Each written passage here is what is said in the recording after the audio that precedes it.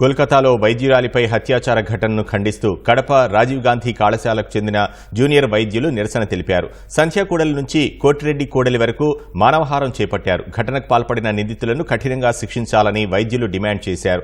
నిర్భయ చట్టం వలన ఎలాంటి ప్రయోజనం లేదని, మహిళలకు రక్షణ లేకుండా పోతోందని వైద్యులు ఆవేదన వ్యక్తం చేశారు. ఇలాంటి ఘటనలు పునరావృతం కాకుండా ప్రభుత్వాలు చర్యలు తీసుకోవాలని వైద్యులు కోరారు.